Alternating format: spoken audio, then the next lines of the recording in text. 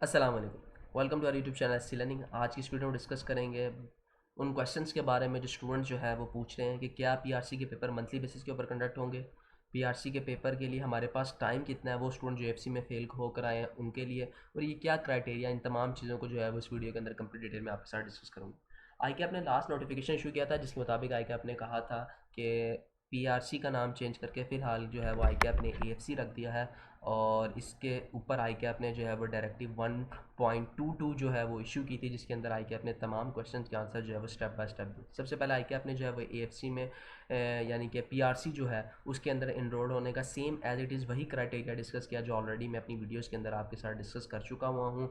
उसके बाद आई कैप ने जो है वो पीआरसी के पेपरों का नाम चेंज करके एएफसी कर दिया है। AFC 1 2 3 4 5 same as it is वही जो पीआरसी का पेपर थे, और वही क्राइटेरिया जो है वो यहाँ पर डिस्कस किया।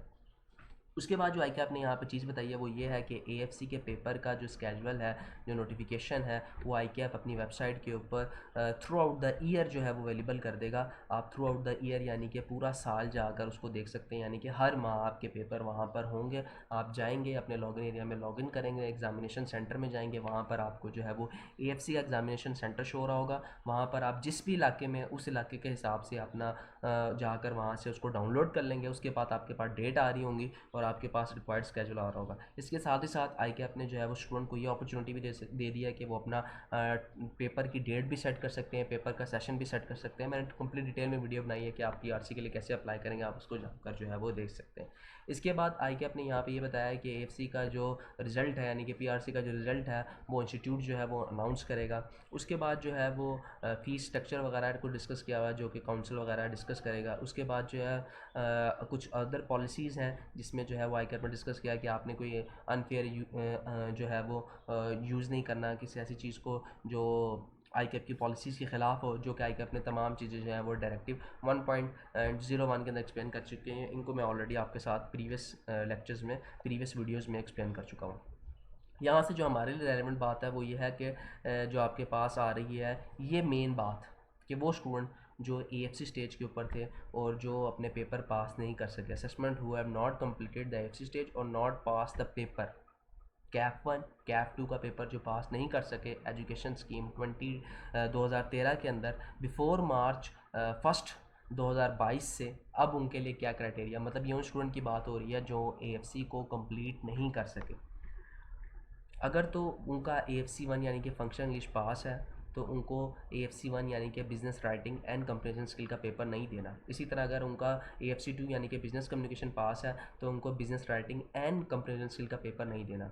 अगर उनका क्वांटिटेटिव मैथमेटिक्स का पेपर पास है तो उनको क्वांटिटेटिव मैथमेटिक्स का पेपर नहीं देना। अगर उनका इकोनॉमिक्स का पेपर पास है तो उनको प्रिंसिपल ऑफ इकोनॉमिक्स का पेपर नहीं देना। अगर इंट्रोडक्शन टू अकाउंटिंग का पेपर पास है तो अकाउंटिंग का पेपर नहीं देना। इसी तरह अगर IT का पेपर पास है तो I2P का पेपर नहीं देना। ये उनके लिए क्राइटेरिया, लेकिन बाकी पेपर उनको देने हैं।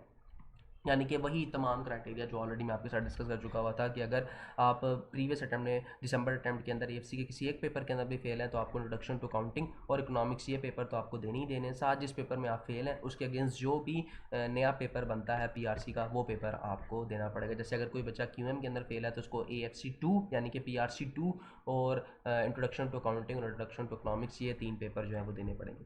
जो मेन बात है वो ये है कि आपके पास जो है यहाँ पर आई कि आपने जिस टाइम पीरियड को डिस्कस किया है वो आपके लिए यहाँ पर सबसे मेन चीज़ है कि आपके पास मिनिमम टाइम पीरियड कितना है, कितनी देर के अंदर आप क्लियर कर सकते हैं और कब तक आप जो है वो इस सिचुएशन को जो है वो क्लियर कर पाएंगे। ये चीज़ जो है वो आपके लिए मेन चीज़ है।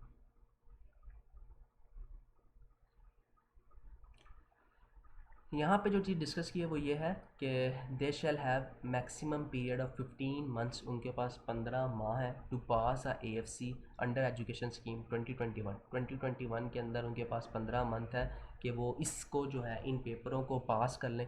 और ये जो चीज़ है उनके पास अप्लाई तब होगी इस जो इफ़ेक्टिव डेट है उसके 3 माह बाद, यानी कि स्कीम ये जब से अप्रूव हुई है उसके नेक्स्ट 3 माह बाद से जो है इस नोटिफिकेशन के, यानी कि इस नोटिफिकेशन के, जो ये नोटिफिकेशन मैं आपके साथ शेयर कर रहा हूँ, इसके 3 माह बाद उनके पास जो है वो 15 महीने जिसके अंदर अंदर उन्होंने पीआरसी या AFC को जो है वो पास करना है। ठीक है। होप सो आपके तमाम क्वेश्चन, तमाम क्यूरीज क्लियर हो चुकी होंगी। ठीक है, जो न्यू स्टूडेंट हैं उनके लिए एएफसी में क्या क्राइटेरिया है, क्या चीज़ें हैं, क्या डिस्कस हो रही हैं, वो इंशाल्लाह कंप्लीट डिटेल में मैं डिस्कस करूँगा, जो अबाउट टू सीए की प्लेलिस्ट में आपको अवेलेबल हो जाएगी, जहाँ पर मैं वो तमाम क्वेश्चन आपके के जो न्यू स्टूडेंट है उनके पास पीआरसी की कितनी अटैम्प्ट है, कितने पेपर वो दे सकते हैं, क्या क्राइटेरिया, वो इंशाल्लाह उन वीडियोज़ में आपका डिस्कस करूँगा।